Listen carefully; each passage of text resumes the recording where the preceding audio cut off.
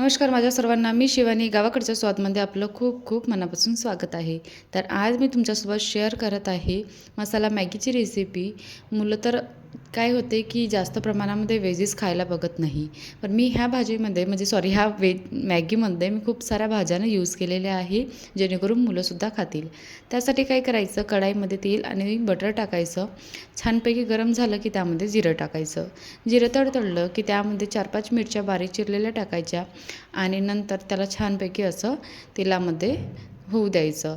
परतवून झाल्यानंतर त्यामध्ये सोबतच बारीक चिरलेला लसूण आणि किसलेलं अद्रक टाकत आहे.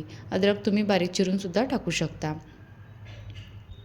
आणि ह्या स्टेजवर काय करायचं, गॅसची फ्लेम ही मीडियम टू हाय ठेवायची, जेणेकरून जो स्मोकी फ्लेवर असते ना अद्रक लसणाचा, तो आणखी छान येते आणि मॅगीसुद्धा छान वाटते खायला. त्यासाठी मीडियम टू हाय फ्लेमवरच ठेवायचं. आणि नंतर त्यामध्ये मी बारीक चिरलेला कांदासुद्धा टाकलेला आहे.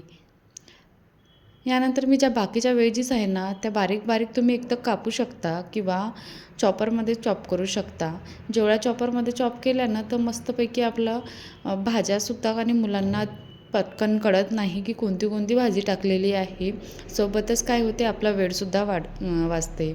नंतर यामध्ये मी थोडेसे मटरसुद्धा टाकले आणि मटरला तेलामध्ये होऊ दिलं. त्यानंतर गाजर आणि शिमला मिर्च सोबतच पत्ताकोबीसुद्धा टाकलेली आहे.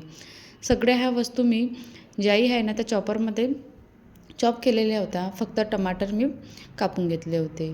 आता ह्या वेजीस ना हाय फ्लेमवरच, आपल्याला मीडियम टू हाय फ्लेमवरच याला छानपैकी असं परतवत राहायचं आहे आणि हलक्याचा क्रंची राहील आणि हलक्याशा शिजल्या राहील असं याला शिजवून घ्यायचं आहे. नंतर त्यामध्ये आपल्याला काळी मिर्च पावडर टाकायची आहे. सोबतच मी हलकंसं थोडंसं रेड चिली पावडर टाकलं आहे आणि चवीनुसार मीठ टाकलेलं आहे. कारण की मिरच्या टाकल्या होत्या ना अगोदर, म्हणून थोडंसंच तिखट टाकायचं, नाहीतर स्किप करून घ्यायचं. नंतर त्यामध्ये पाणी सोडायचं.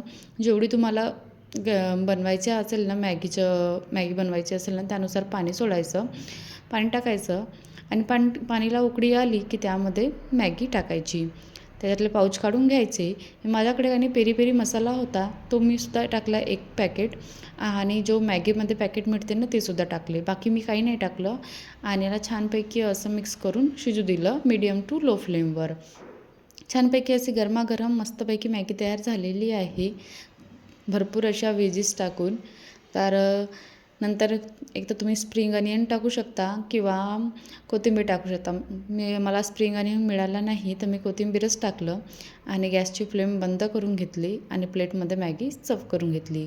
गरमागरम मॅगी अशी स्पायसी झणझणीत मसालेदार खायची आणि एन्जॉय करायचं. कशी वाटली तुम्हाला आजची ही मसाला मॅगीची रेसिपी? आवडली असेल ना, तर एकदा बनवून बघा आणि माझ्या चॅनेलला सबस्क्राईब करायला विसरू नका.